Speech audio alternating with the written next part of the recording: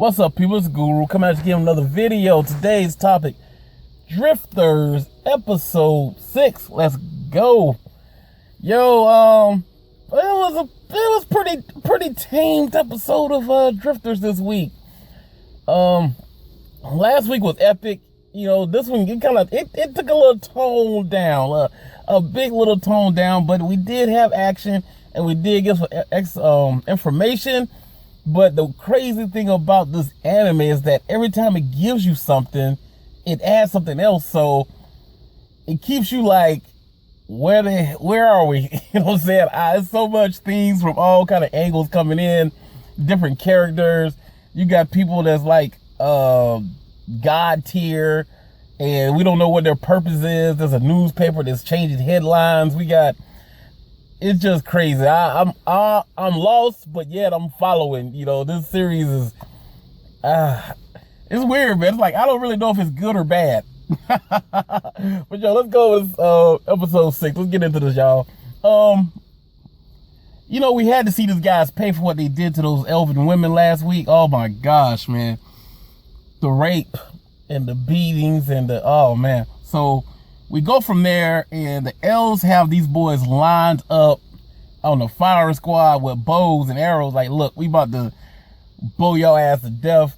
But boy, I'll call him Toyo. Toyo was kind of hesitating at first, kind of like, because the guys are begging for their life. Like, he doesn't like to fight people that's not fighting back. And they were pretty much there. Even though he wanted to kill them for what they did, still sitting there begging for their lives. They were weaponless, and they would just stand on the wall. They couldn't defend themselves. So he's a warrior. And these guys weren't warriors. They were just something there to get slaughtered. You know, even though they deserved to die, he knew they deserved to die. He was hesitating. So, but man, Nobunaga, that's my dude, man. He is so evil. Cracked Toyo in the head, knocked him out, told them boys to fire. And they got him back. The elves just shot him up, killed everybody for this one little nerdy one, because he was begging for his life, saying he was a transfer. He didn't do nothing. He's still a virgin, you know.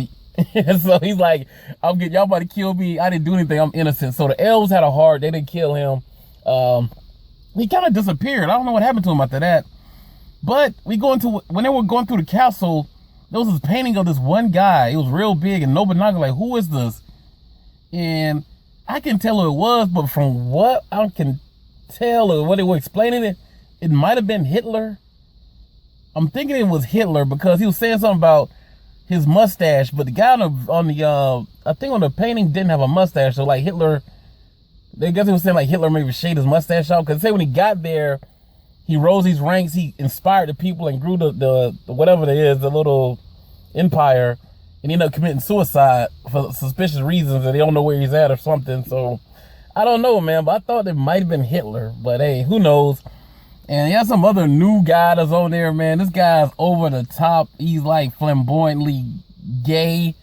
He's wearing lipstick, and he's supposed to be older than what he is, but he looks young. And he's all powerful. He's some kind of like some kind of, I can't name, Germany emperor, some craziness. And he's very powerful. Everybody's shook by his presence. But I can't see what this guy's doing, because he's talking about all their losses, and he's not really. He's like worried, because he's just like, hey, just like jokingly off, they're losing because the elves are going on a campaign and just taking over lands and territory from the humans, and the humans are getting defeated. The elves are wiping them out, man, because Nobunaga is a beast with the plans and stuff, man. This guy's going in so much so that he's inspired other elven tribes or groups to join in. So it's pretty much, he got an army, he's growing, which is dope, man. So the elves, they get some get back at these humans. Some of them becoming better fighters. But Toyo was like, they're not real swordsmen, so he really can't teach them his style of fighting. But of course, they are true archers. And so they pretty much gotta be archers right now. The sword fighting thing isn't working for them too much. And so it's looking pretty good for the elves. The women got returned back to their families. You know, of course, they got the psychological and physical scars from being raped and brutalized for all that time. And you see a lot of the guys, the elves, women, they go home to their fathers, and the fathers are breaking down in tears while they're hugging their daughters. They're so happy to see them back.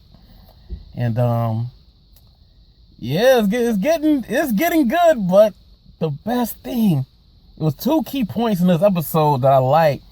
Was when Nobunaga was like, he's trying to make Toshio the king, wanted to make him a king.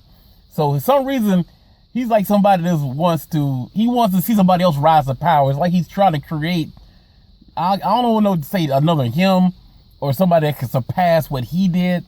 Because he looks at himself as an old man, and he sees something in Toyoshi, whatever his name is, and he wants to see him succeed. And he knows it, but Toyo ain't as dumb as he thinks. He said, I don't want to be king. He said, because at the end of the day, he said, you can get them in their mind, do what you want them to do, but you don't know their hearts. I do. So that's the difference between them saying. He said, you know how to make men will them to do something, but you can't read their heart. You can read their minds, but you can't read their hearts, rather. So he said, even though I'm the king, I can see them one day turn their bows on me. Because at the end of the day, he's a human, and the person that terrorized them the most would have been the humans. So even the other elven tribe that met up with them said it too. It's like, you know, in the past, all we had was trouble with the humans. So can you trust them? And they were like, well, yeah, we can. We can trust these group of drifters. You know, they're humans, but we can trust them. So it is some dissension right there. So we don't know how far it's gonna go, because right now things are good because they're winning. What's going to happen when the elves get into a certain amount of power, and if say Toyo does become the king, they're like, okay, even though we're good now, we got our own kingdom and stuff, we got our own land, but why do we have a human ruling over us? You know, so the best they do would be kill him, just have an elven king or whatever. So I can see where he's coming from. And now Nobunaga was like, wow, you know, like I didn't think you could really see that far, you know, he just thought he was kind of like a dummy, I guess, but that even inspired him more to want to push Toyo to become the best, you know, because like you have this kind of insight too, you know, plus your fighting ability, you know, hey, we can go far. Now the second key point is this: the Dark King, or whatever they don't call him, he's on the move, it's about to start, he's tracking down the drifters, and he's close. And we see them charging in, so we think he's about to charge in and attack the elves, and the drifters, wherever they're at. So could be a crazy episode next week. I'm really looking forward to seeing it, because I want to see how the drifters going to handle these ends with these supernatural abilities, man. Because like I said, the drifters are nothing but humans, and these ends are supernatural. Then on top of that, they got that quote unquote, everybody think it's Jesus, so how can you defeat that? You know what I'm saying? So we're gonna see, man. We're gonna see. But if you like anything in this video, don't forget to rate, comment, and subscribe. As usual, we're trying to grow the channel, spread the word. This is the Guru. Holla at y'all later. Peace.